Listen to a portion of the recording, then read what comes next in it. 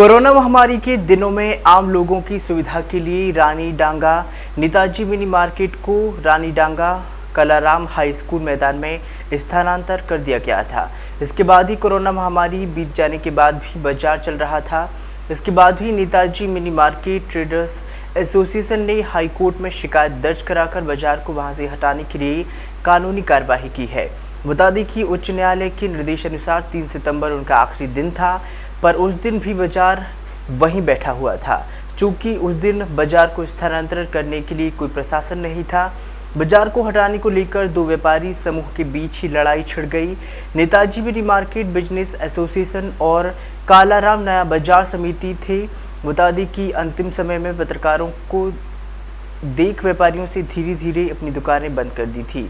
फिर दूसरे दिन वीआर संजय गुह की ओर से फांसी दावा पुलिस प्रशासन को साथ लेकर और भी कुछ दुकानें द्वारा लेकर इलाके खाली किए गए।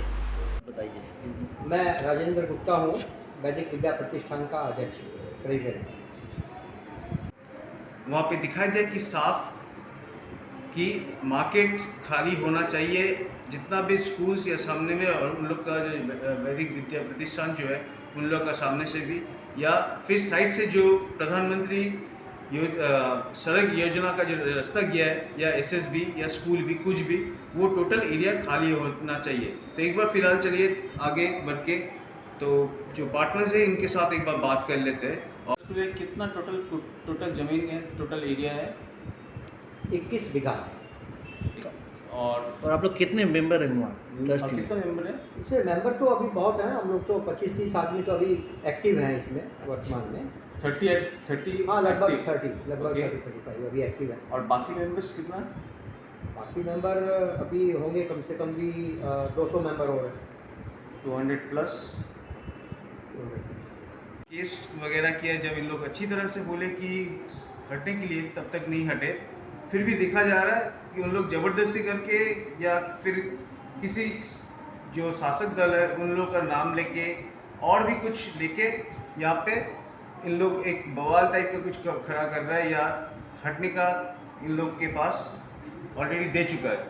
फिर भी हम लोग आए यहाँ पे तो एक्चुअल जो प्रोपराइटर जो और पार्टनर्स है, एक ही पार्टनर जो वहाँ पे हम लोग के साथ मीट हुआ है, तो उनके साथ एक बार बात कर लेते हैं और पूछ लेते हैं क्या क्या हादसा और किस लिए इन्होंने ये सब किया कि कलकत्ता हाई कोर्ट से जिसके लिए 3rd of this month that is सितंबर एक लेटर आना पड़ा जहाँ पे आपको वहाँ पे उनके वकील थे, इन्होंने फॉरवर्ड किए हैं ये। इसके आगे फिर सारे डॉक्यूमेंट्स हैं। वैदिक विद्या प्रतिष्ठान एक संस्था है जो शिक्षा के क्षेत्र में काम करना चाहते हैं। उसकी एक कमेटी है जो होती है सब ट्रस्ट में, और मैं उसका अभी वर्तमान में अध्यक्ष हूँ, प्रेसिडेंट हूँ। ये किसी एक व्यक्ति विशेष की ज़मीन वहाँ पर नहीं है। उस ज़मीन को लिया गया था, वहाँ एक विद्यालय बनाएंगे, स्कूल बनाएंगे, उसके उद्देश्य से। काफ़ी वर्ष हो गए, किसी कारण से हम उसमें कुछ बना नहीं सके थे।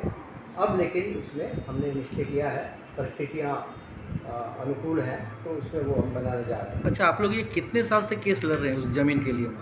देखिए, एक बात तो ये मैं कहना चाहूँगा कि उस ज़मीन को लेकर के ये जो बाज़ार बैठा हुआ है ज़मीन के दोनों तरफ, इसको लेके हमने कभी कोई केस तो नहीं किया किसी कोर्ट में। जिस केस की आप बात कर रहे हैं वो वहाँ के जो मार्केट के अधिकारी हैं, सेक्रेटरी हैं रानी डांगा बाज़ार के, उन्होंने किया है। ये जो सब्जी मार्केट वाले वहाँ बैठते हैं, सब्जी बेचते हैं, सुबह होलसेल मार्केट है ये इनके लिए अलग से एक स्थान निश्चित है। पहले वहाँ बैठते थे। इसको कोरोना एपिडेमिक के दौरान सामने जो कालाराम स्कूल है वहाँ शिफ्ट किया गया था। कालाराम में शायद फिर कोई समस्या हुई तो इनके पास कोई जगह नहीं थी बैठने की, तो ये यहाँ इन्होंने बैठना शुरू किया। सड़क में बैठने से और हमारी जो भूमिखंड है उसके दोनों तरफ बैठने से जो समस्याएं हुई, और सबसे बड़ी समस्या ये हुई कि इनको बार बार कहने के बावजूद ये अपनी ओरिजिनल जगह में जाने को तैयार नहीं है। उनकी अपनी कुछ समस्याएं हो सकती हैं। आप लोग एक ट्रस्टी है जो स्कूल बना रहे, उसके साथ देखा जाए कि एक सरकार के साथ भी जुड़ा हुआ है या केंद्र सरकार के साथ भी जुड़ा हुआ है, जो मेन है सीमा सुरक्षा बल और आपका हो गया स्कूल। जी। तो इन दोनों में इन्होंने दो प्रतिष्ठान जो सीमा सुरक्षा बल और ये जो स्कूल है, इन लोग भी आपके पास आए थे कि कुछ मांगे लेके कि इन लोग को आप बोलिए खाली करने के लिए, या फिर उन लोग ने कुछ ट्राई क्यों नहीं किया? आप लोग के ऊपर छोड़ दिया किस लिए?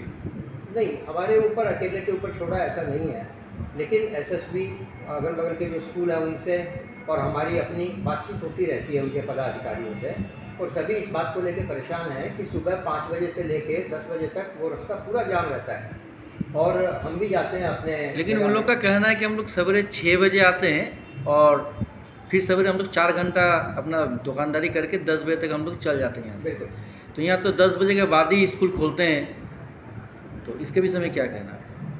6 बजे से 10 बजे का छोटा मोटा टाइम नहीं है, सुबह का टाइम है, कोई भी इमरजेंसी हो सकती है, एसएसबी को हो सकती है, और हम लोग जा कर के हमारी ज़मीन में सुबह जो हवन करते हैं वो 7 बजे हवन करते हैं। गाड़ियाँ हमें बाहर छोड़ करके, स्कूटर मोटरसाइकिल सब बाहर छोड़ के हमें पैदल जाना पड़ता है, हमारा गेट भी पूरा जाम रहता है।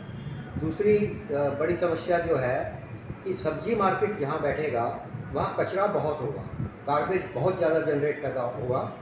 उस कचरे को ये या तो वहीं छोड़ देते हैं या सफाई करने के नाम पर इसके पीछे जहाँ ये बैठते हैं वो कृषि नाला है एक, उस नाले में फेंक देते हैं और वो कचरा वहाँ सड़ता है, जिससे दुनिया भर की गंद पैदा होती है और बीमारियाँ पैदा होने का खतरा है।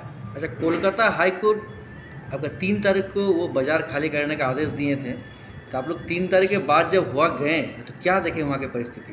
क्या आप लोग खाली किए हैं? 3 तारीख को, 4 तारीख को और 2 तारीख को हम लोग वहाँ थे, उपस्थित थे हम लोग सुबह वहाँ पर 6 बजे से।